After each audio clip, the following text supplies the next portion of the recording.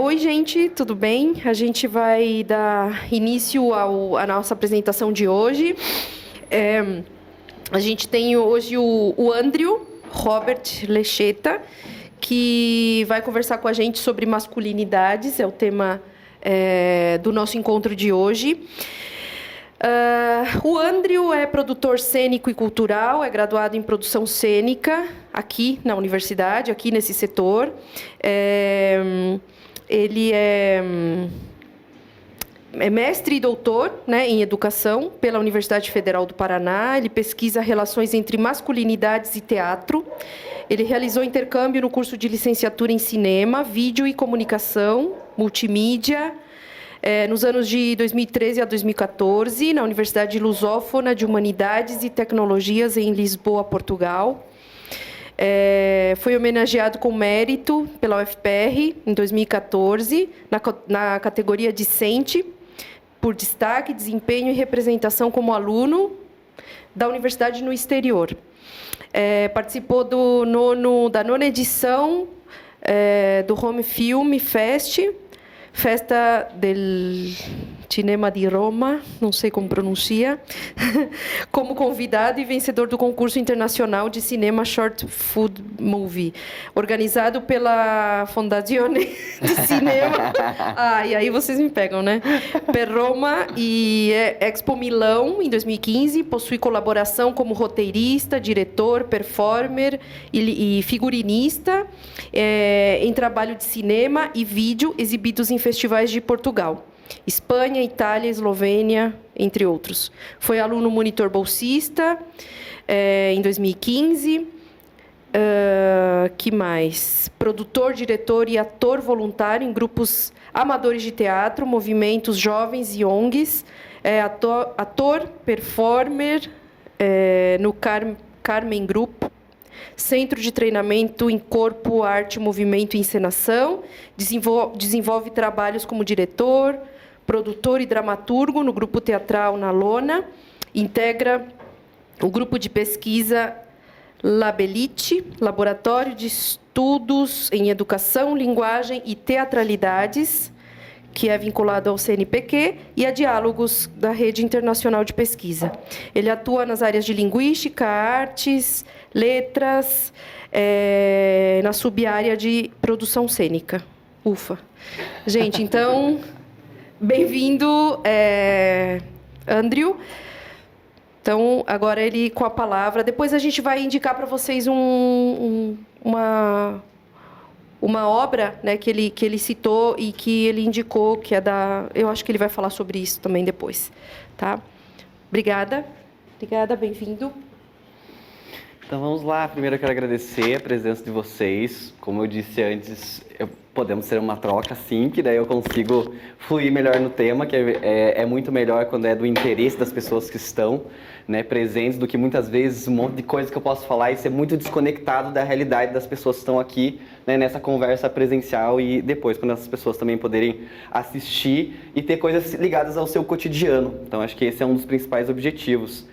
Então, agradeço a confiança, o convite, e vamos ver para onde a gente vai com essa conversa, onde a gente concorda, onde a gente discorda, onde a gente constrói novos caminhos.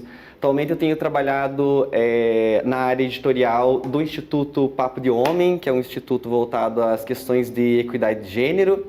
Então, sou eu que escrevo junto com a equipe lá no site, no Instagram. A gente está produzindo agora um livro que deve sair em novembro, voltado às questões de como conversar com homens sobre violência contra meninas e mulheres. Então, um dos principais desafios de falar sobre masculinidades é que a gente possa entender esse assunto, e acho que enquanto pesquisador o meu interesse também é esse, para além da academia, para além das discussões, né, teóricas, dos referenciais, das discussões, porque nos interessa pensar na vida, como que nós podemos mudar as coisas, né? Como que nós podemos ser responsáveis por mudanças. Então, vamos pensar um pouquinho a partir disso. E aí a pergunta inicial, que ela vai disparar, na verdade, os próprios estudos de masculinidades ali a partir dos anos 60, junto com o movimento das mulheres, né, os movimentos feministas, e os movimentos que naquela época se chamavam apenas movimentos gays no Brasil, sobre o que é ser homem. E aí eu lanço já essa pergunta para vocês. o que é ser homem? Do ponto de vista da mulher ou do ponto de vista do homem? Do seu ponto de vista. Bom, do meu ponto de vista, o ser homem, ele traz uma bagagem cultural, né? Foi construído pelo processo civilizatório do patriarcado e traz nele um desafio muito grande de compreender esse masculino e esse feminino nele, diante dessa cultura que fomenta uma exacerbação e uma perspectiva de um masculino opressor. Então, eu vejo que o ser homem é um grande desafio para os homens. É um lugar nunca alcançado. Eu não sei porque eu sou homem, eu imagino que é um desafio. É um lugar, eu penso, né, dividindo assim uma perspectiva, é um lugar perseguido. Você vai passando para mim? É um lugar perseguido o tempo todo e fracassado o tempo todo, porque o tempo todo ele está lá. Eu preciso comprovar que eu preciso chegar lá. E eu nunca chego, né? É um processo de construção o tempo todo. E nesse processo, inclusive, de aí repensar a partir dessa tua fala de questões voltadas à opressão, voltadas ao patriarcado, é pensar... lá no Papo de Homem a gente encontra geralmente um diálogo com os homens e eles falam, tá bom, eu já entendi que a minha construção, ela está equivocada, ela está errada, ela tem problemas, eu preciso mudar. Só que qual é o ponto? Como eu faço? Essa é a questão. Né? Talvez, não sei se todos aqui na sala estão mais habituados à temática, sensibilizados à temática, tem um tipo de facilidade para ir para esse caminho. Né? E aí, quem não está, talvez não tenha essa facilidade. Então, o nosso trabalho tem sido, dentro do Instituto, pensar, mostrar como, didatizar esse como de alguma maneira. Né? Não ridicularizar esse homem de porque ele não sabe como seguir a partir disso. Porque daí você causa uma trava ali. Né? E interessa a todos nós que todos tenham mudanças, né? Porque quando a gente vai fazer recortes, em determinados momentos, mulheres também precisam fazer mudanças, porque mulheres também podem ocupar lugares de opressão em relação a outros corpos. Né? Pessoas brancas vão ocupar um lugar que precisam também mudar em relação a outros corpos, né? A relação com as etnias e raças. Então, o desafio da pergunta é porque nós não sabemos mais direito o que é ser homem, porque esse processo é um processo de muita mudança, né? Um atravessamento global, cultural, o tempo todo nós estamos com vários referenciais, e aí eu acredito que da minha faixa etária para cima, né, pensando da minha idade e do meu pai, principalmente do meu pai e a minha, e a dos homens que estão presentes aqui, é uma relação que nos foi importado um tipo de ser homem estadunidense. Né? Então, quais eram os filmes, né? Quando a gente pensa pelo audiovisual, quais eram os filmes? Quais são os filmes que os homens, né, da idade do meu pai, que tem 50 e tantos anos, quase 60, admiravam? Que tipo de corpo é aquele? Que tipo de ação ele tinha? Né? Como era ser homem? E, de certa forma, isso, claro, pensando no recente, porque quando a gente vai pensar uma masculinidade, ela vai sendo construída desde a Grécia no Ocidente, né? Pensando quando a gente vai estudar lá, tem os 3 volumes da História da Virilidade, que são livros voltados a pensar essa linha histórica da construção da virilidade desde a Grécia, nós vamos ver que tem coisas ainda muito em comum na cultura agora, né? Sobre o ser homem. Mas pensando nas gerações recentes, quando a gente olha o consumo audiovisual que foi exportado para o mundo de ser um homem de verdade, tem uma relação também como um dos elementos os filmes norte-americanos. Né? E que aí, eu lembro que eu cheguei a escrever um pouco sobre isso, porque eu achei um post sobre o filme Rambo 5. E aí nos comentários, os homens falavam que que bons tempos eram os tempos do Rambo. Que bons tempos era sair do cinema e sair no soco com meus colegas como se eu fosse o Rambo. Então esses valores eles vão entrando e vão se misturando, tanto que eu acho curioso porque a figura do ator e do personagem, elas se fundem na cabeça, né, na nossa cabeça de homem ali assistindo aqueles filmes, o Rambo, o ator, o personagem tem o mesmo poder, então aquilo que está no cinema, na verdade, ele também faz na vida, então eu também vou ser aquilo, né? Então vai se tendo, por isso que é essa relação do perseguir um corpo, porque que homem vai ser um Rambo? É um lugar, quando a gente começa a discutir e ler sobre masculinidades, é um lugar muito de que tem uma ficção, um desejo por um lugar a se chegar e que é isso, daí se frustra porque nunca chega. Daí essa frustração gera o quê? Violência. Ressentimento, porque eu tô buscando ser aquele homem que tem aquele carro, que tem aquela arma, que tem aquela performance sexual, que tem aquela performance na academia, que tem aquele corpão, que tem... E eu não chego lá. E aí, como que eu lido, então, com não chegar lá? Eu tento arranjar um lugar para eu ser bom e compensar isso. E aí isso vai se dobrar em violência sexual, vai se dobrar em violência de assédio, vai se dobrar em várias outras violências. Nessa relação desse homem que precisa se validar enquanto homem e seu lugar ali, né, nessas relações. Que aí vai sempre pensar esses corpos vulneráveis à sua volta.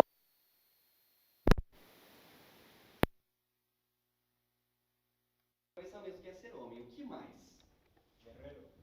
Guerreiro.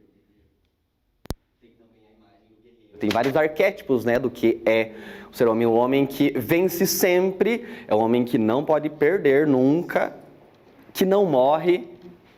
Que não pode ser frouxo, que agora o mantra que está surgindo aqui no Brasil, que é desses coaching, não seja fraco, não seja frouxo. Red Pill. Red Pill. Sim. Nossa. Pode seguir. Isso como houve um complexo, no pior sentido psicanalítico de complexo, é tanto penduricalho, né? Sim. É tanta coisa, como vocês falaram, uma coisa a ser atingida lá, eu uso outra metáfora. É tanto penduricalho que você tem que colocar, né, que é mais fácil, não sei. É muito chato. E numa sociedade machista, ser homem não é o melhor negócio do mundo, não. Embora pareça. Não é, cara. Muita cobrança. Muito pesado. É muito fácil, na verdade. É muito mais fácil do que difícil. Ser homem. Sim, ao mesmo tempo, sim. Eu já não sei porque eu não sou mulher, mas É pior. pior. Com certeza. A violência é maior sobre nossos corpos. Eu diria que há experiências melhores e piores de ser homem também, porque aí quando a gente fala homem, essa é uma outra questão. Falar homem, não existe um homem universal, né? E daí ele vai falar do viado, né? Daí aqui me coloco, o viado é outro lugar dentro da masculinidade. Sim. Qual o lugar do viado da masculinidade? Aí uma das coisas que quero pensar muito sobre isso, e ainda não tenho ainda uma propriedade de leitura, mas é pensar o homem asiático na relação ocidental, na cultura brasileira, né, que é visto como menor, que é visto como feminino, como fofinho, como, né, e aí eu fico pensando até que ponto a nossa cultura brasileira não se coloca num lugar de compensar, assim, como o homem asiático é visto como muito inteligente, então como que eu posso menosprezar ele num outro lugar, o inferiorizando numa outra relação, assim como é feito nas relações raciais negras. Né, pensar em como que então eu coloco esse homem só em relação ao tamanho do seu pênis, para eu ter uma relação de poder sobre ele e hipersexualizar, animalizar, né, as etnias, né, as raças. A mulher brasileira que é negra, eu coloco ela nesse lugar que é para eu tirar toda a propriedade que ela tem intelectual, né, de enfrentamento dentro da sociedade. Então eu sexualizo ela. Então é muito forte isso. Quando eu estava lendo sobre as masculinidades amarelas, né, que seriam os homens asiáticos, era muito essa relação em rodas de conversa só com homens asiáticos falando sobre suas questões. E aí eles falavam sobre isso, que muitas vezes eles tentavam compensar em outras coisas a sua visão que as pessoas tinham dele como um homem afeminado, como um homem menos homem. Então, como que eu lido? Então, eu não expresso minhas emoções, porque se expressar emoções me coloca num lugar ainda mais afeminado do que já me vê, então eu contenho mais as minhas emoções também. Então, veja como vai construindo subjetividade a partir das questões de raça, tanto das questões negras quanto das questões amarelas. Quando a gente pensa o homem indígena também, colocado num lugar também animalizado, do selvagem, para também tirar a poder dos seus saberes, né, o potencial dos seus saberes. No final das contas, a gente vai vendo que, sim, é fácil ser homem, se você é um homem que se parece com o ideal europeu. Né? Quanto mais se parecer possível. Senão, todos os lugares não... Ainda tem uma posição um pouco mais difícil, é mais fácil em relação às mulheres. Mas é uma experiência um pouco mais difícil, né? Porque entra nesse lugar de opressão. A Amanda Rabelo, nesse artigo, ela vai falar que a compreensão social do que é ser homem está em torno de não ser feminino, não ser homossexual, não ser dócil, não ser afeminado na aparência física e nas maneiras. Eu gosto de como ela traz, porque ela coloca muito no lugar do não ser tal coisa. Para você ser homem, você não pode ser tal coisa. Então tem uma contenção do ser. Por isso que daí tem uma contenção das emoções, uma contenção da expressividade, que vai desenrolar no quê? Em violência. Contra si e contra o outro. Né? Eu falando muito e perdendo a hora, assim, ó, deixei a hora aí. Pode passar. O Daniel Weserling vai falar que esse padrão de ser homem exige uma atitude de rechaçar tudo que é associado ao feminino, sob pena de ser também assimilado a uma mulher e ser tratado como tal. O que ele está comunicando aqui? Que na estrutura da construção de ser homem, o homem de verdade, a misoginia faz parte disso. Que é assim, fugir ao máximo de tudo que se pareça com mulher. E aí quando a gente vai estudar as masculinidades, a hierarquia das masculinidades e pensar que a masculinidade homossexual é a que está assim no chão do lamaçal das masculinidades, ela vai ser significada enquanto feminino. Por isso que ela é rechaçada. Quando a gente vai entendendo um pouco a questão das opressões, você vai ver que misoginia e homofobia estão uma do lado da outra. Elas são desdobramentos da mesma coisa. Porque o ódio homofóbico ele também tem um fundo de ódio misógino. Porque a Rita Von Hunt, que eu adoro as reflexões dela, ela fala que uma pessoa que faz ela está no processo de transição de gênero, ou um homem, por exemplo, que tem uma outra sexualidade que não seja heterossexual, ela fala que os homens vão ver, os homens, né, mais normativos, mais conservadores, vão ver como um desertor de sexualidade e gênero, alguém que desistiu da sexualidade que deveria ser a correta, desistiu do gênero que deveria ser o correto e deixou os outros, abandonou a comunidade, abandonou a fraternidade. Então é interessante pensar como as opressões elas se cruzam aos poucos. Pode passar. E tanto que é por isso que o movimento gay, o movimento feminista ali nos anos 60, eles vão ficar próximos, porque as suas demandas elas eram parecidas nesse sentido, né? As opressões estavam próximas. Então Michael Kimmel vai falar, portanto, vê-se que dois dos elementos constitutivos da construção social da masculinidade são o sexismo e a homofobia, que era justamente isso que a gente estava falando, né? Que o combate, por isso que a gente pensa em estratégias de combate que elas se unem, se aliançam, né? Para pensar em como então nós podemos dialogar com pessoas mais resistentes, com homens e mulheres mais resistentes, né? Porque você não vai encontrar só homens resistentes ao tema, mas mulheres também, que tem uma onda agora de vídeos viralizando, de mulheres falando, por exemplo, não deixe o seu marido lavar a louça, porque vai desequilibrar a energia masculina dele. Enfim, então você tem uma sustentação da norma também através de algumas mulheres heterossexuais, principalmente brancas. Submissão, né? A questão da submissão, né? Eu sou submissa. Sim. E a ideia também que está acontecendo aqui no Brasil, nesses últimos anos, que é uma coisa horrorosa, uma aberração cognitiva, você não deixa ele fazer atividades domésticas, que isso pode tirar a virilidade dele. Sim. Pode baixar os hormônios como testosterona. Sim. Gente, que loucura é essa? Então, onde tiraram isso? Pensando. Então você tem quase um red pill feminino, assim, né? Que daí sustenta também é um red pill feminino, quando a gente para pensar, é um red pill feminino. Então, e aí às vezes eu compartilho um pouco disso, daí algumas mulheres dizem assim, mas tem que entender, porque... Não, eu entendo assim, que não é uma acusação das mulheres, mas é um sentido de que a gente precisa entender a estrutura toda, que a estrutura também se mantém com cumplicidade e sustentação. Certo? Então, aí como que a gente dialoga então com esse público, que são outros homens e outras mulheres que estão pensando outras perspectivas de gênero e sexualidade, que a gente precisa entender, né? Porque aí esse pensamento, quando ele vai sendo coletivizado, virando político, ele vai chegando na nossa vida, né? Ele vai legislando sobre nós, e vai nos contendo, e vai produzindo violência contra nós, né? Enfim, o assunto não para. Uma ex-colega que trabalha lá, ela fez estágio na Noruega. Ela diz que lá nos países escandinavos, o marido que não consegue cuidar das crianças, não sabe trocar fralda, fazer mamadeira, dar banho na criança, é super mal visto. Assim, é ridicularizado. É o ogro dos ogros, né? Sim. E aqui é o normal, né? Sim. Aliás, palavra maldita, né? Sim.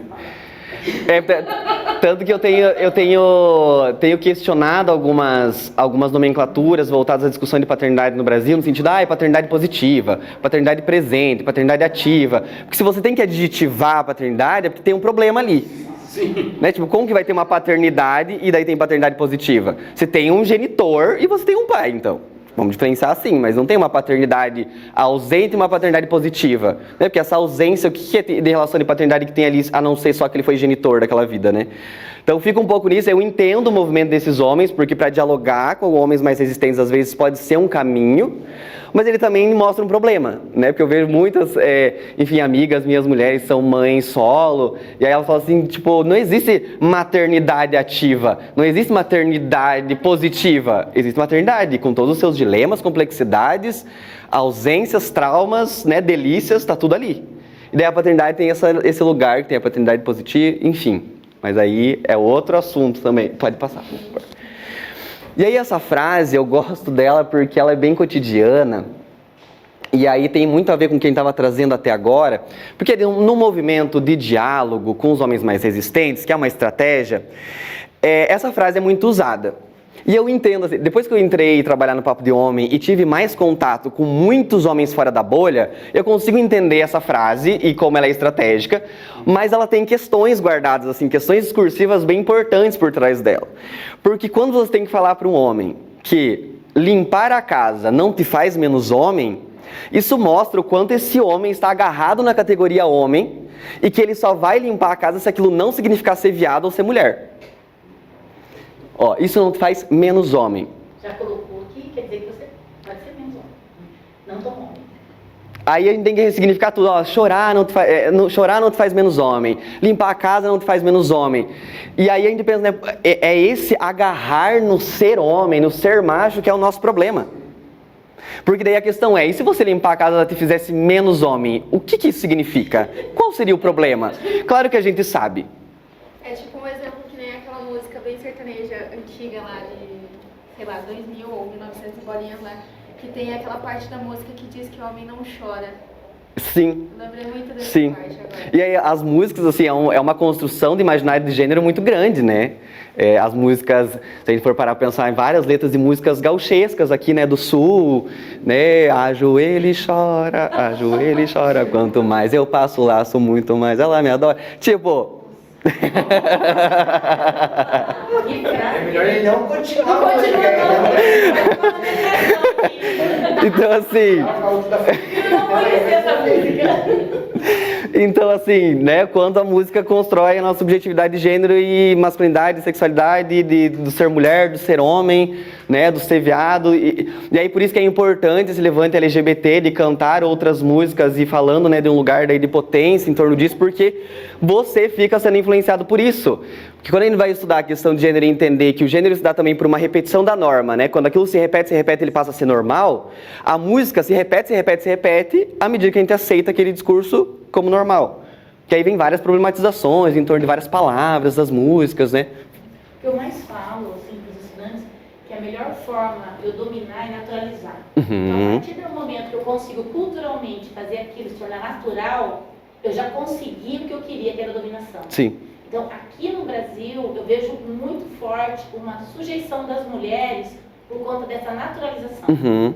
Então, é um processo que André, eu vejo assim, um horizonte de possibilidade. Um dia as mulheres fazerem um levante ou acordarem. Uhum. Mas, por enquanto, elas estão ainda muito naturalizadas num processo de construção do masculino e do feminino, que é do século passado. Sim. E elas não conseguem ainda avançar em relação a isso. E aí, são machistas. E aí é por isso que quem está mais sensibilizado à temática precisa pensar em estratégias de comunicação com esse público. Porque senão a gente fica falando aqui para pessoas que estão super dispostas a falar sobre o assunto. Né? E aí é uma questão. É uma questão que daí a gente fala, por exemplo, tem um exemplo que eu acho bem interessante, que o cara falou bem assim sobre isso, de que a gente tem que tomar cuidado. Isso eu já estava pensando antes, quando ele falou, eu falei, é isso mesmo. Que a gente tem que tomar cuidado, por exemplo, que a gente fala assim, não tenho paciência de ficar ensinando o tempo todo. E tá certo, ninguém tem, e não é obrigação de ninguém.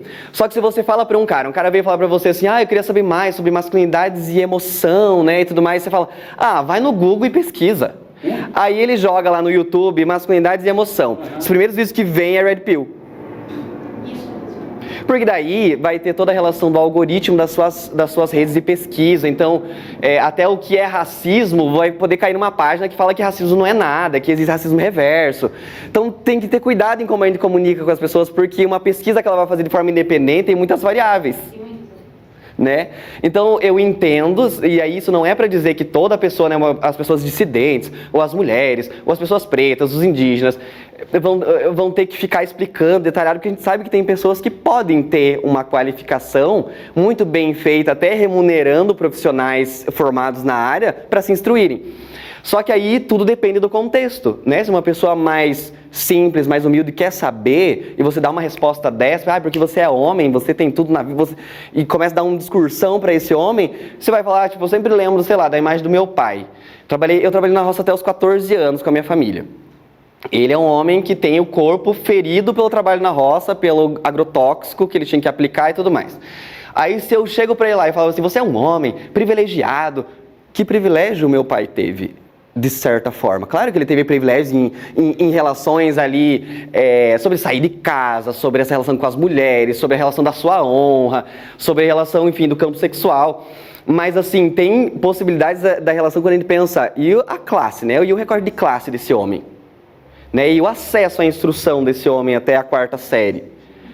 Como que eu dialogo então com ele também, sem me colocar nesse lugar que eu sei tudo, mas como que eu sensibilizo ele? Sem me colocar nesse lugar de que eu venho na academia e vim trazer a sabedoria para vocês aqui, né, do MST, do assentamento aqui, né, que é uma discussão ali dentro do MST, você vai encontrar alas que o pessoal LGBT consegue discutir muito bem e outros que tem uma resistência muito grande e a homofobia acontece ali dentro, né?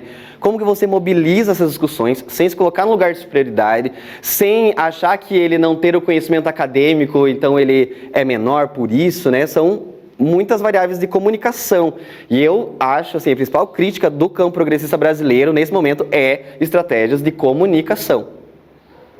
Sabe, abaixar a guarda do lugar do enfrentamento e pensar como estabelecer diálogos com quem é possível, porque também a gente não está falando de conversar com fascista, né? A gente está falando de um diálogo com pessoas mais resistentes à temática, que estão ali. Não acho legal o Red Pill, porque é um negócio estranho, mas também esse negócio que vocês estão falando não me parece muito legal. Sabe essa pessoa que está no meio das coisas acontecendo? É esse público que a gente tem que ir. Porque o Red Pill talvez você não vai conseguir conversar com ele e não sei se é o melhor, porque diálogo não resolve tudo, nem todas as coisas vão sair e ser resolvidas pelo diálogo. Pode passar. E aí, pra gente pensar assim, né, por que precisamos pensar e discutir sobre masculinidades. Eu até coloco essa frase aqui porque é um clássico sempre, né? Que os homens ficam muito nessa resistência, que é uma vingancinha, que é do tipo... Hoje eu tava pensando nessa fala, tomando banho, assim, eu lembrei daquele meme que os caras fazem assim... que era tipo, ó lá, minha ex está se casando 5 anos depois a gente terminou, só pra me fazer ciúme, né? Tipo, tem tipo, que daí parece que tudo é sobre si, né? Esse é o bloqueio de conversar com homens mais resistentes, porque tudo é sobre ele. E aí discutir masculinidades também é sobre os homens, claro, que aí vai pensar em saúde emocional, saúde sexual desses homens, mas primeiro a gente tem algumas coisinhas, pode passar, por favor, algumas coisinhas interessantes, assim, que... a gente ri de nervoso, né? Que são esses números, né? 500 mil crianças e adolescentes são vítimas de exploração sexual por ano no Brasil. E, né, entre seus maiores agressores são os homens. Né? 75% dessas vítimas são meninas e, em sua maioria, meninas negras.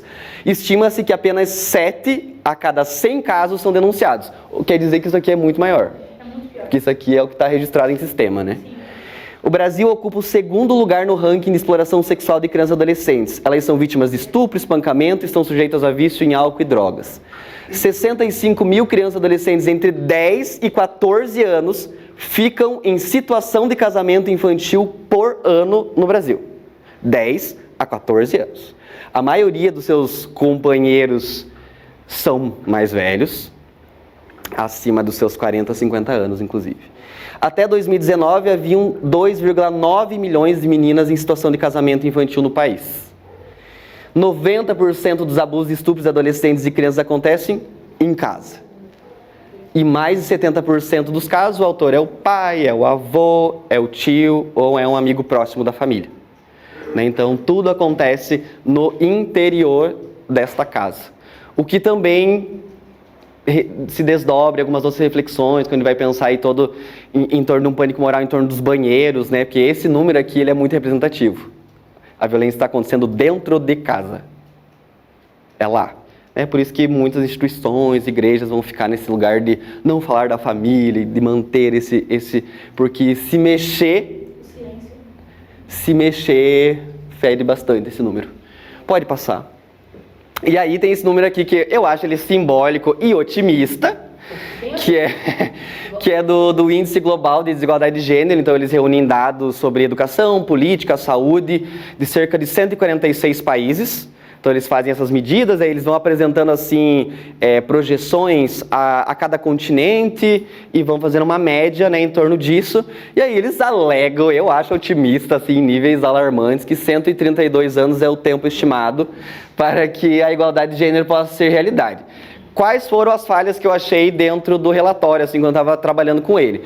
É que não haviam recortes raciais, não havia uma reflexão em torno do sistema econômico, né? Porque daí porque daí como que você vai pensar que, né, que quando a gente fala gênero e daí fala, né, numa representação aqui das mulheres dentro dessa relação de gênero, quais mulheres, né? Porque 132 anos para quais mulheres?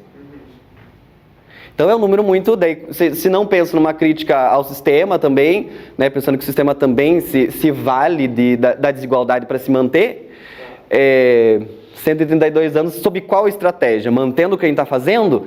Né? Pensando que muitas vezes a gente caminha 50 anos para trás em 4, né? Então, assim, politicamente, esse número aqui ele é simbólico, utópico, assim... também, né? Porque vida na Terra vai dar mais 100 anos no máximo. Exatamente, e daí é isso, o impacto ambiental nisso aqui.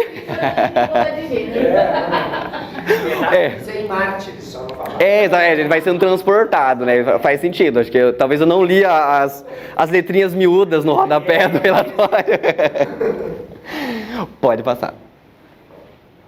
Bem, aí nós temos aqui o que é interessante daí para a gente falar com homens mais resistentes, a pensar então sobre o impacto, né, a importância de falar sobre masculinidades pela questão de vida dos homens, né? Então os homens cometem suicídio 4 vezes mais que as mulheres. E os seus métodos também são os mais violentos, por exemplo. E aí é entender da onde que vem esse dado e por que ele se gera, né? Porque daí a gente volta a falar um pouquinho, a gente estava falando sobre, né, a construção do homem. E aí se você pensa, né, que um homem, né, essa frasezinha que ela parece ser tão boba e pra gente parece ser uma discussão tão batida, mas homem não chora, né? O impacto disso então em homens que não podem expressar as suas emoções, as suas frustrações. Aí claro que esse número aqui ele vai, né, tem uma ligação direta com a construção de masculinidade. Né, quando a gente pensa na relação do recorte racial de homens negros lidando com a sua masculinidade e com as suas questões de raça, é claro que esse número vai aumentando e vai se multiplicando exponencialmente. Então é isso, né, as emoções, né, são educados desde muito cedo a omitir as suas emoções. Violência sexual. Esse aqui é um elemento bem importante, assim, que acho que a gente consegue dialogar com homens mais resistentes, porque é uma realidade muito, muito, muito presente de homens que na sua infância foram abusados, violentados sexualmente, e o silêncio pairou, porque ele nunca vai denunciar. E se ele denunciar, ainda mais, se esse menino denunciar, tem uma questão que a gente estava conversando que é bem delicada. Se esse menino for denunciar e foi, por exemplo, uma professora mulher, se ele conta para os amigos que isso aconteceu, os amigos vão dizer, mas você teve sorte. Porque ela te quis. Tipo, vão falar assim, ué, mas você não gostou? A professora, né, gostosona, quis você. Então tem essa relação que é um validador de masculinidade. Então daí ele não entende, ele nem entende que ele foi violentado sexualmente. Porque na verdade, por ele ser homem e menino, né, ele tem que sentir assim, se uma mulher que é ele tem que sentir o maioral, porque eu consegui, eu sou muito macho. Hã? Exatamente, exatamente. Ou é essa questão de ter sido um pai, um avô, um parente muito próximo, e aí não ter essa relação mesmo também da denúncia. né, e não ter nem espaços para falar sobre isso, para que esse homem possa identificar que ele passou por uma violência. Que até a gente formulou um texto e um post sobre isso, que era uma dúvida que surgiu de uma mulher, na verdade a mulher quis questionar que não existe violência sexual contra homens. Porque ela falou bem assim, porque se ele tá de pau duro, é porque ele tá querendo. E aí, sem entender que a fisiologia, por exemplo, da ereção não tem uma relação direta com o desejo sexual. Né? Que, inclusive, esse é outro problema dessa invisibilidade aqui.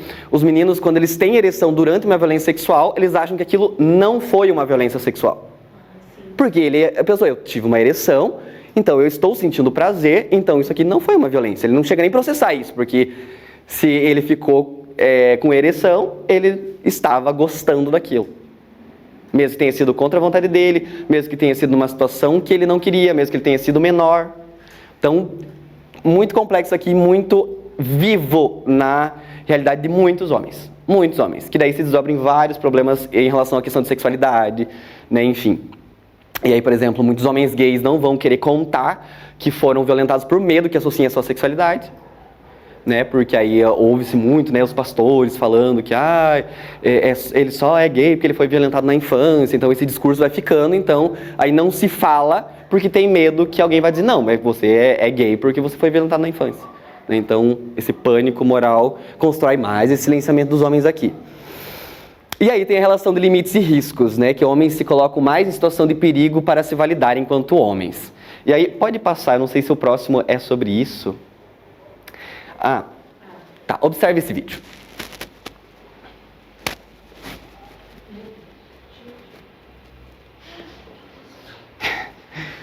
Preste atenção de novo, por favor.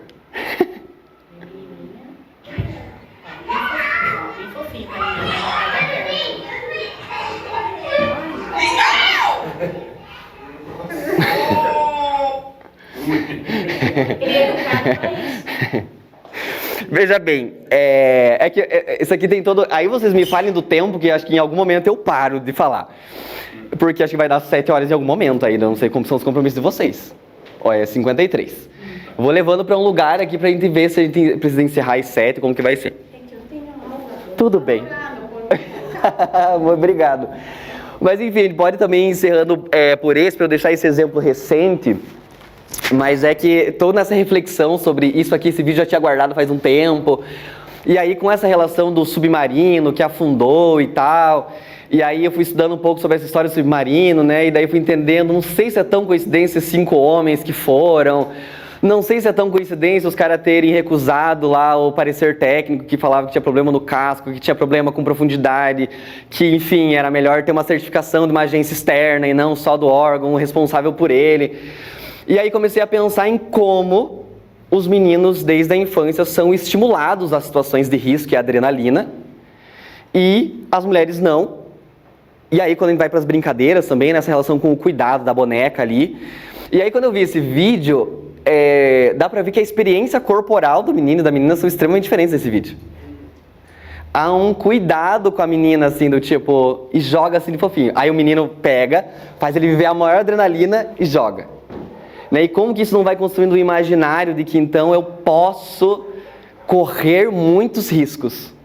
Né? Eu falo muito desse imaginário do homem invencível e imortal, né? Imbrochável também. E aí o quanto aí a menina fica uma relação muito com a prudência, com o cuidado de si, com o cuidado do outro.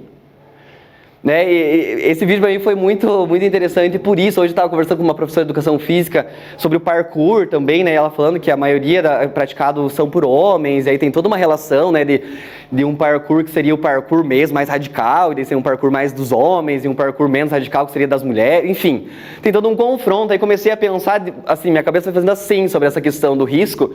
Pode passar mais um slide, que acho que ainda dá tempo. Não sei se vai dar tempo, porque aqui vai longe ainda se a gente for discutindo mais. Isso aqui também tem a ver com isso que eu tô falando. Mas aí comecei a parar para pensar sobre tourada, sobre rodeio, né? Quem que se coloca em risco? Sempre os homens. Né? Em confronto com a natureza. E aí fiquei pensando muito nisso, assim.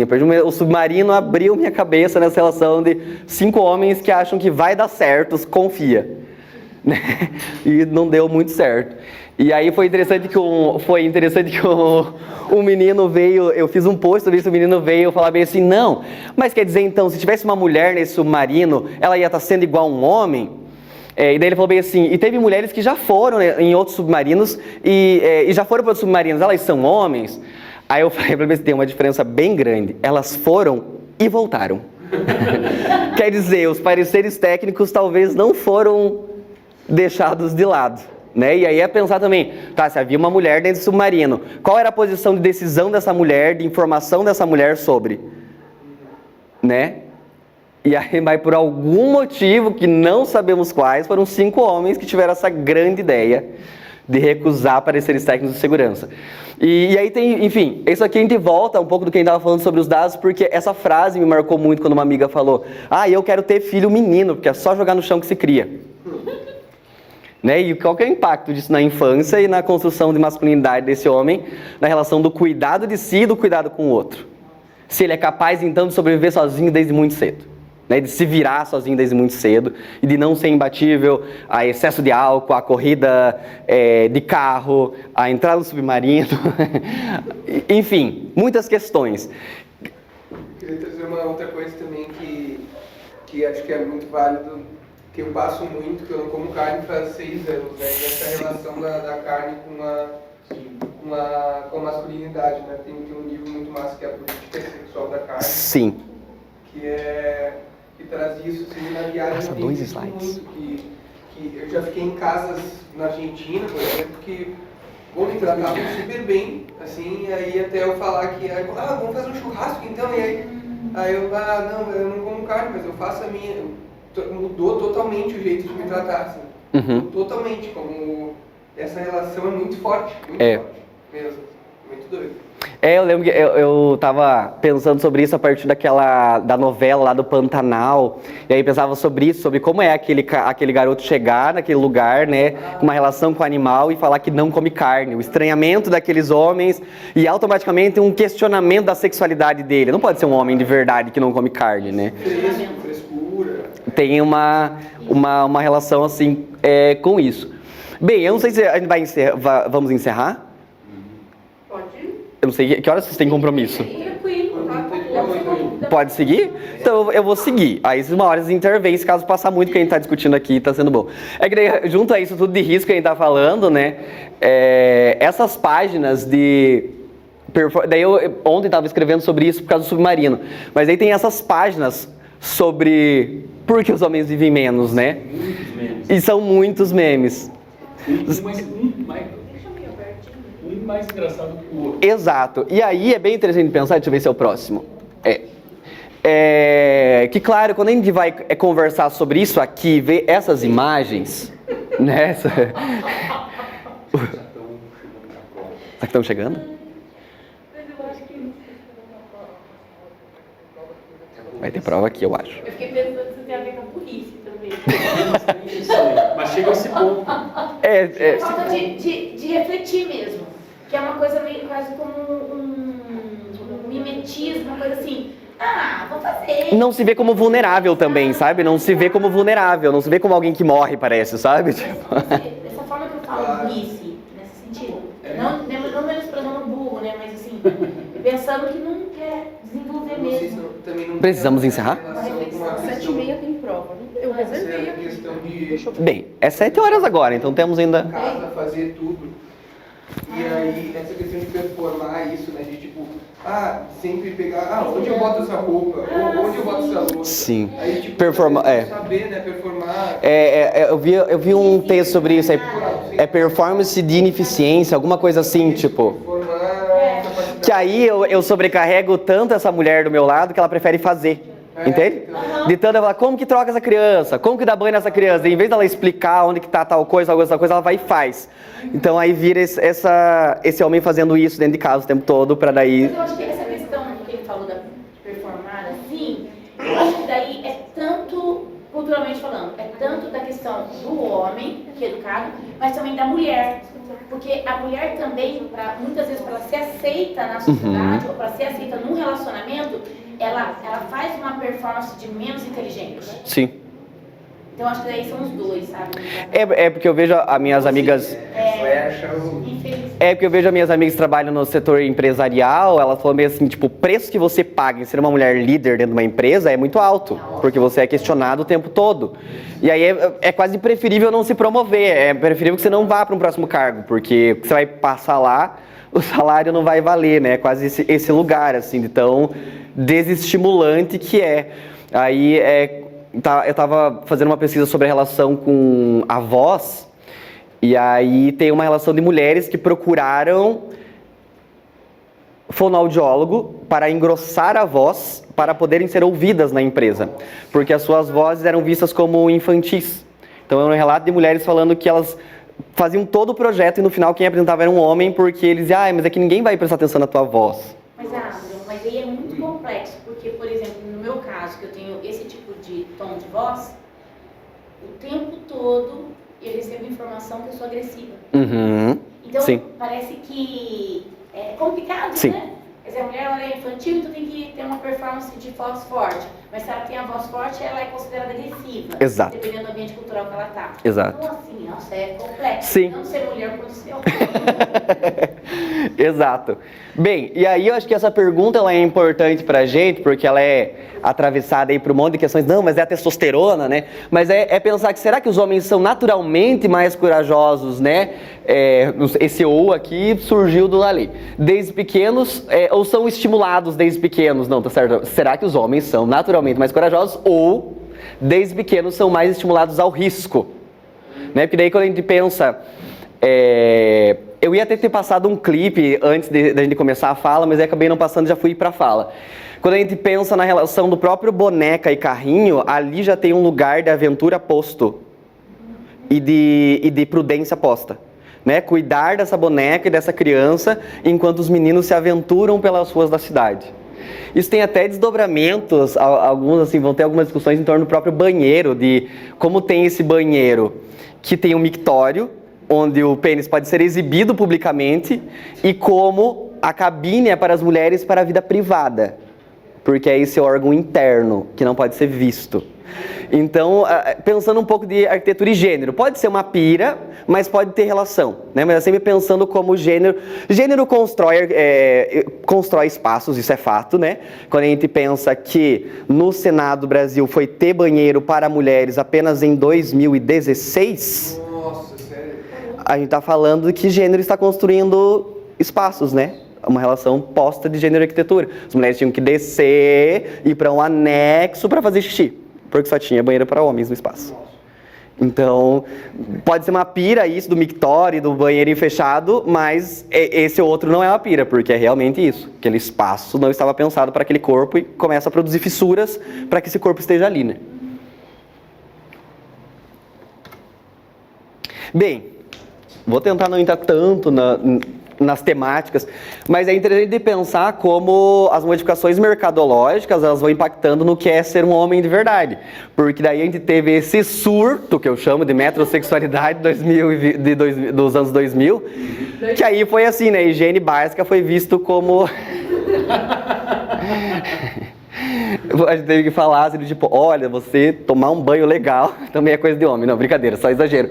Mas esse processo dessa metrosexualidade que teve o David Beckham lá como principal rosto, né, do homem, da metrópole, né, enfim, é essa relação de como o mercado viu que, olha só, eu tenho 500 produtos ditos femininos, eu posso fazer todos eles com versão masculina. Se eu tiver um público se eu tiver um referencial que influencia esse público a consumir isso, né? Se eu tiver um David Beckham que vai usar, os caras vão achar, nossa, se ele usa eu também posso, e aí eu vou passar a usar. Olha só que mecanismo, assim, de... E aí isso constrói outra relação, porque daí vai entrar num campo muito difícil da masculinidade, que é a questão do autocuidado e da estética. Né? E daí a gente tem agora um boom, que são as barbearias, que é um espaço de arquitetura de gênero, porque ele é um espaço rústico pensado para machos. Que daí tem álcool. Tem mesa de sinuca. Cerveja, tem chope. Mas tem o refinamento também. Sim. Né? Tem o peronomútil também, quer dizer, é cerveja artesanal. Uhum. Quer dizer, tem uma... Aí você coloca umas paredes de tijolo. O barbershop entrou Pois é, já então, como gourmet. Sim. Então, já começa que não é barbearia, barbershop. Tem toda uma coisa, sabe, até de língua. É porque acontece, existe um outro espaço, que é um espaço que foi significado como um espaço de gênero, que é o salão do cabeleireiro, que é para viado e para mulher. E aí, agora, como que esse homem, onde que esse homem vai? Como esse homem que quer ser o David Beckham vai entrar num salão cheio de viado e cheio de mulher? Então ele vai numa, né, porque daí essas barbearias agora são um desdobramento desses anos 2000 aqui, né, dessa virada, né, é um passinho a mais ainda, porque é bem recente esse fenômeno, tanto que é legal que tem já umas dissertações discutindo sobre esse espaço, que é um espaço de gênero, né, e ele é um lugar para homens de verdade, porque eu sempre, na tese, até discuto um pouco disso, falando que uma bicha afeminada não vai trabalhar num espaço desse, os caras não vão contratar, porque ela vai oferecer risco aos clientes, ela vai ser vista como um corpo perigoso ali dentro. Né? Porque o corpo afeminado do viado é visto como um corpo hipersexualizado. Os inimigos. Então, exatamente. Então, assim, pode existir algum funcionário gay ali dentro? Sim, mas ele vai ser super normativo. Ele vai parecer hétero. Porque, veja, tem uma relação com o toque com esse homem cliente muito grande entre homens, que é um espaço autorizado. Né? E coloca a toalhinha quente, né? E isso, e faz isso, faz aquilo. Então, tem uma relação de toque, como então que a gente... faz um jogo de autorização de toques entre homens, que isso não pareça que ele é viado, e isso seja normalizado. Né? Porque ir pra barbearia é uma coisa que ninguém questiona a masculinidade de quem vai pra barbearia. Tá tudo certo. Mas se ele pisar num salão, daí já não sei. Vou falar uma coisa bem feia. Pode falar. Politicamente incorreta, mas a minha opinião, primeiro a minha opinião sobre as barbearias gourmet, é que todas elas estão ocupando o mesmo espaço das paleterias. Uhum. Né? É uma modinha aí de mercado. E o lado podre que eu vou falar, que eu penso, quando eu passo em frente a uma barbearia dessas, eu penso assim, se eu gostasse de marmanjo, se eu gostasse de conviver com macho, eu fazia faculdade eu me matriculava em engenharia, eu fiz letras. Sim. Tá, porque eu entendo o seu raciocínio, mas veja... No boteco você vai ter também um espaço da masculinidade, né? Sim. Você tem uma distinção entre classe, sim, politização, sim. Né? Tipo o boteco também você só vai ter... É um espaço predominantemente masculino, pelo menos os que eu vejo na Vila Oficinas, pelo não mútuo, porque você também tem as mulheres que estão ali bebendo com os maridos, ou às vezes estão ali independentes. É que daí, veja, quando você fala da cerveja, daí é bem interessante, até trouxe uns exemplos, não sei se vai dar tempo de pensar muito sobre eles, mas é interessante pensar como as marcas daí fizeram o outro movimento, que era focar nas mulheres, para ter mais um público. Então as campanhas começaram a ser repensadas, a pensar em estimular essa mulher a tomar mais cerveja, né? Então tem um desdobramento de mercado que também produz gênero. Né? Como que a gente estimula então que essa mulher beba cerveja e que de certa forma seja visto como ok, né? Mas ainda não é tão bem, não é toda mulher que é vista como ok se ela bebe, né? Mas tem esses desdobramentos, eu entendo o que você quer falar, e tem até aquela discussão sobre, né, de certa forma, tem alguma parte, uma porcentagem dos homens, ela tem uma relação que ela é homoafetiva, né? Então é uma relação com outros homens, né? Uma admiração. Eu leio outros homens, eu admiro outros homens, eu ouço outros homens, né? É gostoso, né? Porque eu leio muitas mulheres, eu gosto de conversar com as mulheres. É uma relação tão saudável, essa do afeto. E eu acho que quando os homens perceberem também que tem essa dimensão do afeto que não necessariamente tem que ser afetiva, né? Com questão de cunho sexual. Sim. Eu acho que a gente vai ter uma sociedade tão mais interessante. É que parece que o homem não consegue ver nenhuma relação dele que não tenha um desdobramento sexual. Sabe? Por isso que, por exemplo, daí não tem uma intimidade entre os homens de falar sobre os seus sentimentos. Sobre os seus sentimentos, porque... E é bem interessante, tem uma pesquisa sobre educação infantil, que fala sobre a presença de homens na educação infantil. E aí fala que é bem complexo isso, porque todos os valores de ser um homem de verdade, quer ser então um garanhão, né, uma performance sexual, um homem que gosta de muito sexo, ela oferece também um imaginário de risco dentro da escola, principalmente na educação infantil, porque daí esse homem é visto como um corpo que não se controla sexualmente, então diante de uma criança ele não terá como se controlar sexualmente. Veja, é o imaginário do homem ideal, ele dentro da escola ele é o imaginário que produz uma problemática. Sim. que é ideal que os homens não sejam assim, porque os homens, né, não está colocando que os homens são, mas veja que essa relação constrói esse fantasma que os homens dentro da escola, claro que não é um fantasma também que tem dados, né? Tem dados que os homens realmente, bem, tivemos vários dados aqui atrás, né? Mas é pensar como o imaginário de homem ideal, que tem que ser homem de verdade, é assim, com uma performance sexual, com um desejo sexual altíssimo, dentro da escola, aí vira o perigo, porque daí falava assim, que o ambiente escolar, ele vai começar a desconfiar se esse homem, primeiro vai tentar ver se esse homem é um homem gay. Daí se a escola descobre que esse professor homem, na educação infantil é um homem gay, vai ter dois lados. Ou vai associar uma questão, esse homem ele é mais feminino, então ele tem uma questão com cuidado, tá tudo certo. Ou vai para o outro lado, que é uma relação em pensar que esse homem é pedófilo. Né, da associação entre homossexualidade e pedofilia. E daí, se eles comprovam, né, se comprova ali que tem uma companheira, ele é hétero, o medo vai ficar em torno disso. Então ele também pode se aproveitar dessas crianças. Né, porque ele tem todos aqueles números ali. Então é um fantasma e não é... Se entende-se o medo desse corpo, né, masculino no meio escolar, principalmente educação infantil, que vai trocar fralda e tudo mais. Por isso que a gente tem que discutir masculinidade, né?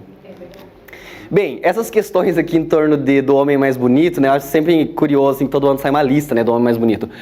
E o que será que tem em comum com esses gêmeos aqui? Com os homens, né, que estão sempre no topo das listas, né? Eu tava...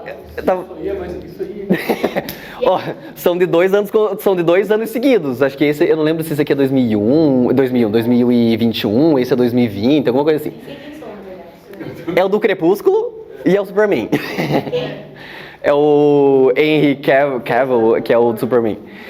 Você vê que por conta dessa cultura estadunidense, né, Superman, aqui no Brasil teve um grande impacto a questão dos cantores sertanejos, todos desejarem fazer harmonização facial para ficar com esse maxilar aí desse Superman. Agora eu vi essa imagem, tô vendo que tem muita coisa. Você vê os dois aqui, ó. Ó, se você vê os dois, eles têm... E essa questão da modificação de rosto, tem uma discussão, eu tava vendo que, assim, o Twitter é um lugar muito podre de se viver. Mas tem algumas coisas que você consegue discutir, que você consegue pensar a partir de lá. Que era muito interessante sobre essa questão dos homens, porque eram homens do Oriente Médio, que tinham uma relação com o nariz diferente. E aí, os médicos estão vendendo esse conserto do nariz. Mas, de certa forma, é um apagamento étnico. Claro que é. Então eles ficam, a galera até riu, eles ficam com um narizinho assim, que é um narizinho pontudinho assim, né? Ele fica realizado, porque aquele nariz é um lugar de muito bullying, né? Desde a infância, então tem uma marca dessa pessoa que foi procurar, que ela é genuína, não dá pra questionar a pessoa. Mas aí o sistema vai oferecendo, então, né, essa artimanha ali, e aí tem uma relação da etnia desse homem que é corrigido esteticamente, né? E daí veja produção de apagamento em torno disso, né? Enfim, num campo político estético. Queria ver um comentário de um livro que eu estou lendo, que é O Banquete dos Deuses, do Daniel Munduguru. E o primeiro capítulo, Resgatando a Ancestralidade, o Daniel Munduguru, ele faz um relato sobre a infância dele e sobre a adolescência. E daí o não querer ser índio, não querer ser indígena. E aí ele vai descrevendo todo o processo que ele sofreu no não reconhecimento do seu corpo e da construção do desejo de ser outro. Porque na escola, quando ele tinha 14 anos, nenhuma menina olhava para ele. Sim. Porque os traços étnicos dele, do Guru, que é a etnia dele, fazia com que ele não se sentisse ou ser desejado. Então, veja como essa construção social, da definição da questão estética, do que é o belo, do que é o bonito, destrói vários corpos. Sim. E várias sensação de pertencer àquela comunidade. Porque como vem de cima para baixo, aí você na base, onde está vivendo, como tem essa colonização, a pessoa que está colonizada, que introjetou esses valores que são ocidentais, ela não consegue valorar a beleza do outro. Sim. Que é do seu território, né? Sim. Então, veja que desdobramentos que isso traz na subjetividade e na construção da dor. É muito louco pensar que o mercado estético, né, ele conquista esse público de homens e aí produz isso, né? Produz uma relação nociva com isso, que é uma relação de correção de coisas, de tanto que você vai ver... É muito interessante, tem uma publicidade dessas questões de maxilar e tudo mais, que aí eles prometem, assim, eles falam assim, que o maxilar mais quadrado vai oferecer uma visão mais de segurança, de virilidade e maior masculinidade. Mandíbula. Então, assim, é vendido com esse discurso. E aí, tipo, se o cara tá com uma relação de estética muito fragilizada, o que não é difícil, mas a gente não assume, às vezes, enquanto homem, ele vai ceder. Exatamente, vai virar um losango. Essa aqui, já estamos acabando. Eu acho essa publicidade, ela tá muito mal feita, inclusive. Essa publicidade, ela me pegou muito quando eu vi ela, porque ela joga com a cultura da infidelidade masculina. Sim, na cara. E aí o nome da cerveja é a outra. A outra. E daí, né, você coloca uma mulher do lado do tamanho da garrafa, né? Aí você coloca os signos aqui de vermelho, sinalizando o nome e ela de vermelho. Aí esse estereótipo da amante gostosona. Olha as estratégias para se vender cerveja. E essa publicidade é recente, a gente não tá falando de coisas dos anos... Não, mentira que é recente. É recente. Eu ia falar que é Tinha... 80, 90. Não, tinha uma outra. Eu escrevi um capítulo de livro sobre uma outra, para um livro de comunicação, que aí ela... Devassa, outra. A Devassa é a próxima. Proibida. São todas Vermelhinha, todas de vermelhinho. E essa aqui eu achei interessante porque tem o imaginário. Tanto que aí o vídeo de publicidade da cerveja, entra uma mulher gostosona assim no bar. Aí tá um cara um cara comum, sem uma beleza assim. E aí ela entra e você fica com o imaginário que ela é amante. Você faz, amante, porque daí você vê que o garçom tá meio que olhando assim, meio que desconfiando daquilo. Aí ele pede a cerveja, que é a outra, aí ele pega, olha pra câmera e fala bem assim, mulher, só a minha. Cerveja, aí sim pode ser a outra. Então aí, tipo, ele brinca e ironiza com o próprio imaginário da infidelidade, ele faz você achar que é uma amante pra vender cerveja, entendeu? E é muito louco que ele dá essa olhada, assim, não, mulher só a minha, mas cerveja pode ser a outra. E vende a cerveja. Aí já tem toda uma construção também de posse, né? Passa pra mim, por favor. Tem muita coisa junto aí pra discutir. Uma coisa meio perigosa de indução ao alcoolismo, né? Tipo, prazer eu tenho aqui com a minha mulher. E com a cerveja eu também tenho prazer. Que é o alcoolismo.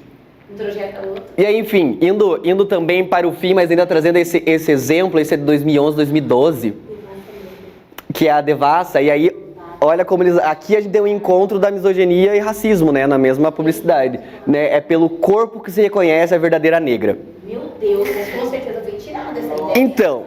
Porque, gente, o movimento negro... Então, vou contar brevemente a trajetória jurídica disso aqui. O CONAR, que é lá quem legisla meio que sobre a publicidade, né? Indicou que havia racismo, misoginia aqui e tal. Aí 3 mulheres negras envolvidas no movimento negro resolveram processar a Devassa. E aí o que acontece? Acontece aí uma relação de política institucional masculina. Porque daí o juiz, eu li o parecer do juiz. O juiz fala, elas perdem a causa. E ele fala que não há nada que aqui tenha uma relação de subjugação da mulher, que comunica com muito bom humor.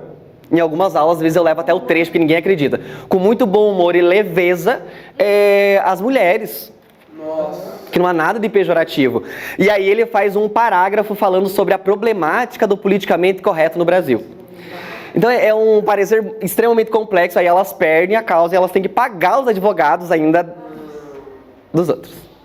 E aí aqui a gente daí tem esse encontro institucional, assim, que é a relação, né, dos homens, essa proteção, né? Mas daí pagou aí ou elas devolveram? Aí eu não sei direito o que aconteceu pra depois. Que aí eu não consegui acompanhar o processo. E aí, já faz uns 10 anos também. Gente, eu não consigo nem imaginar como é que... Pode passar, por favor? Deixa eu ver se tá acabando. Tá acabando. É o último. Me incomodou muito ali, né, nos dois. Pode voltar só pra deixar então na mulher negra e a gente já finaliza com isso daí. Ele me incomodou nessas duas mulheres, que é uma coisa que não sei quem que difundiu essa ideia. É uma coisa mais anti-anatômica do universo, que é o salto alto. As duas têm que ser mulher gostosa, bonita, tem que estar de salto alto. Gente, da onde? É a feminilidade. Mas o que o salto alto soma? Soma no Mas sentido... aí tem uma perspectiva. Você não entendeu anatomicamente, mas eu, como mulher, vou te explicar anatomicamente. É que quando uma mulher coloca um salto alto, a barriga vai para dentro e a bunda vai para fora, vai para cima. Então, anatomicamente, a mulher, ao colocar o salto, ela arrebita a bunda. Então, ela fica, pros homens, mais destacado algumas partes do corpo que os homens desejam. Sim. Um sacrifício. Sim, mas tem uma construção social no salto alto. E claro, né, é interessante Não, pensar... Não tem formatura aqui no CEPT, as mulheres, mesmo sem gostar, põem salto alto. É que é interessante pensar a história... Construção toda de protocolo. É que é interessante pensar a história do salto alto, porque daí a gente vai pensar sobre esse signo que ele vai sendo ressignificado culturalmente, né? Porque daí a gente vai pegar os reis lá, eu não sei se o Luís XV e tal, usava um salto, era o salto para homens. Então o salto também já foi um calçado de exército, então o salto vermelho era um calçado de exército. Claro que a gente não tá falando disso aqui, né? A gente tá falando de uma outra relação de salto. Mas aí veja como vai sendo ressignificado, né? E tomando outros caminhos. Está sendo ressignificado porque eu acompanho as mulheres do movimento negro e tem a Carla Accioreni, que é uma assistente social que escreveu Interseccionalidade, um livro que a gente utiliza muito aqui dentro do curso de gestão pública, e a postura dela é de pôr salto alto e de usar decotão e destacar tudo aquilo que um dia foi colocado como sexualizado como mulher negra, e daí ela vem com o confronto que a intelectualidade dela e a narrativa dela. Então, ela utiliza São estratégias. Utiliza roupa e aquele salto virou uma ferramenta dentro da proposta dela. É uma performance política. Sim. Então, eu acho assim, a gente hoje tem que olhar vários elementos para poder pensar sobre a proposta. Agora vai colocar o último e agora a gente pode encerrar. Que aí é meio assim um fechamento até pra gente pensar quando a gente se comunica com homens mais resistentes, né? De falar então sobre assim, o benefício das discussões de masculinidades também para os homens, né? Porque é importante a gente rever a tal forma ideal de ser homem, né? E aí pensar aqui, ó, o aprendizado de formas mais saudáveis de lidar com as emoções, né? O que se desdobra na prevenção de violências contra si e contra outras pessoas. Uma relação mais saudável com a sexualidade, né? A possibilidade de conhecer a sua sexualidade mais a fundo sem ser julgado, se desvencilhando de preconceitos enraizados e rompendo com a cultura de assédio. Paternidades mais responsáveis, né? O estabelecimento de vínculos mais presentes, mais profundos e saudáveis com seus filhos, diminuindo também a sobrecarga materna, né? Na relação do cuidado com a sua companheira.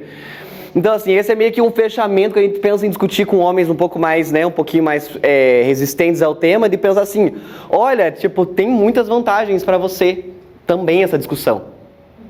Né? Não é um negócio de vingança e disso e daquilo, é uma relação assim que vai fazer bem para todo mundo, inclusive para você, sabe? E aí, enfim, eu pensei em trazer, porque eu acho que às vezes, né, dependendo do público, é um público que daí pode se tocar por isso aqui, se é mais resistente, e daí se é um público que já está mais na luta ali de conversar sobre isso, são pequenas estratégias para os diálogos cotidianos com pessoas mais resistentes da família, da igreja, da faculdade, né, enfim, dos nossos espaços aí que eu tenho uma vivência de igreja, então aí é outra linguagem para conversar com a galera ali dentro, né, então como que a gente vai avançando com as discussões em espaços religiosos, por exemplo, né. Continua a tua vivência? Sim, esse fim de semana eu vou trabalhar no retiro de Crisma. Aí é meio que assim, hackear o sistema, né? Estar ali, né? A gente passou em São Tomé das Letras e a gente ficou numa casa cristã, que serve viajantes. Enfim, daí desenrolou lá, eu já fui da igreja quando era menor, mas aí, enfim, sempre me afastei muito da igreja e enfim, dei uma chance e fui ver como é que era a missa deles. Todo dia eles tinham um momento devocional. E aí, bom, nos últimos dias eu comecei a falar e o dono não gostou muito. Eles começaram a entrar em vários assuntos, assim, entrar num que um casal gay estava se beijando na praça e aquela coisa, que aí tinha criança perto e tal, e aí traziam muito de, a gente não é ninguém para julgar, quem vai julgar é o Espírito Santo, que vai botar eles no caminho de Jesus, que é o único caminho. Aí eu tive que falar, assim, né? Aí eu falei pra mim, olha, gente, pra mim não existe pecado nem pecador, mas se existisse,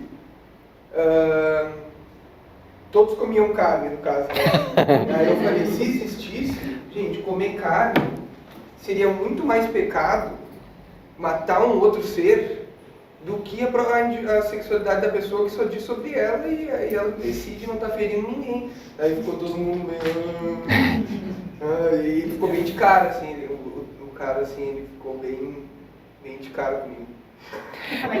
Promoveu o diálogo, né? Ele pôde pensar. Sim. Eu tenho tentado traçar estratégias, assim, pensando em movimentar signos religiosos em torno, por exemplo, dos homens, né? E aí eu vou... Uma última vez fui falar com homens e aí eu pensei em como lidar e pensar em paternidades marianas, trazendo uma questão de relação com como eles acreditam muito nessa Maria, essa mulher sensível e tal, de como movimentar a partir disso, sabe? Só que não é fácil, porque daí qualquer movimento que você faça um pouquinho mais subversivo, sim, já choca. Mas é isso que eu tenho pensado, é como que aos pouquinhos eu vou, né, no retiro de crisma com adolescentes, conversando com eles sobre os seus sentimentos, sobre o que tem por dentro, sobre ele se sentir parte daquele espaço ou não, né? E aí muitas vezes a gente trabalha com essa estratégia de comunicação que às vezes você tem que abrir mão de alguns termos na hora de conversar. Então, se você fala, né, você fala feminismo, dependendo de quem está falando, você já tem um bloqueio. Sim, já. Você precisa aquela pessoa fazer ela meio que concordar com você sem os nomes. Claro. Não fazer concordar, porque eu também não gosto de ficar nessa estratégia de convencer. Sim. É sensibilizar. Mas aí, nesse caminho de sensibilização, às vezes a palavra gênero pode assustar, né? Então, e daí é isso. É por isso que é formiguinha. Né? As pessoas sempre me falam assim, nossa, mas a igreja nunca vai mudar, porque a gente está nesse trabalho, né, tentando fazer isso. Eu falei assim, mas é que, não sei, assim, 5 adolescentes que eu consegui conversar com eles, eles estão se sentindo melhores e mais resistentes para enfrentar a casa deles, né, e sobreviverem a esse ambiente, já está ótimo já. Não precisa mudar a igreja. A igreja tem uma abertura com isso, assim, qual é o nome? É uma matéria que tu traz, assim, eles... Formação de jovens, né? Isso, eu trabalho como liderança cristã, então, por exemplo, nesse retiro eu fico responsável por todos os temas durante o dia. Então aí eu escolho as pessoas, daí escolher as pessoas é o melhor, porque o grande problema é a pessoa que vai falar. Então eu já errei muito em trazer pessoas que no meio começavam a falar e condenar a homossexualidade, eu falei, meu Deus, eu não te trouxe pra isso. Não era pra isso. Então daí tem eu consigo ficar na curadoria do discurso, sabe? Então daí eu já converso com a pessoa, ele fala, tem essas questões aqui, ele podia pensar assim, então vamos trabalhar a questão de autoimagem, né, isso e aquilo, e aí vai para um outro lugar, sabe? Tipo, é nesse caminho que a gente tenta ir aos poucos. Uma coisa, falou, né, foi bastante enfatizada a questão de expressar as emoções, né? Quer dizer,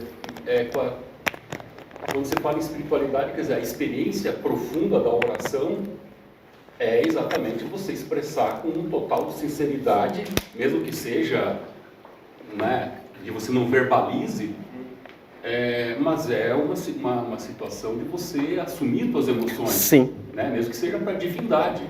Né, e a experiência da confissão também, né, onde você verbaliza, você assume, né? Fala onde dói também. Foi muito legal que lá na cidade, veja, né, como é um movimento que parece tão simples, mas ele foi subversivo de algum modo e acho que ele persiste ainda. Que era um grupo de homens que rezavam o terço juntos.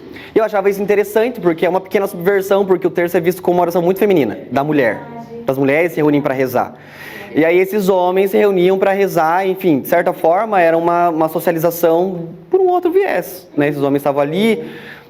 não mediados pelo álcool, né? Não colocando que o álcool seja um problema de mediar as relações, mas pensando que é uma outra experiência de socialização masculina dentro do espaço religioso, né? Num signo feminino. Então, eu tenho trabalhado muito com essa relação de tentar aproximar os homens dessa figura em relação com Maria, para tentar pegar dali coisas de expressão, expressividade, presença, enfim, fazer eles pensarem em paternidade e assim vai, sabe? Então, é esse caminho, eu acho. Dentro da Igreja Católica é tanto a questão da Maria, como a questão do São Francisco. Amo. O São Francisco, meu santo também de devoção. Eu acho que o São Francisco, ele tem essa perspectiva da matrística, sabe? Dessa relação que é o masculino e o feminino, e que tem essa relação com a natureza, e que oportuniza realmente a gente quebrar um pouco essa coisa do macho, que foi construído dentro também do cristianismo. É porque às vezes eu vejo uns discursos, eu entendo de onde eles vêm, mas, por exemplo, um discurso progressista mais assim, a religião tem que acabar. É utópico demais. É utópico. né? Não vai acabar, ela vai se transformar. E aí, o que a gente faz até lá? Então, se um dia as religiões caírem, a gente se organizar socialmente de outra forma, mas até lá. Isso. Né? Até lá, muitas religiões estão sendo instrumento de violência contra mulheres. Aí tem que fazer uma coisa, tipo, hoje. É. A gente precisa ter o enfrentamento por duas formas, né? Um enfrentamento estrutural e um enfrentamento ali, cotidiano, né? Individual, nas suas relações. Acho que é isso. Bem, concluímos. Primeiro slide, então. Acabou. É ser humano, né? É. Tem que começar isso, né? Então, antes da gente ser homem ou mulher, a gente é ser humano. Sim. E aí, a partir disso, foi Eu tenho, independente dos quadradinhos dos gêneros, assim. coloca. Muito legal, Parabéns. mano. Foi isso, gente. Obrigado, muito obrigado.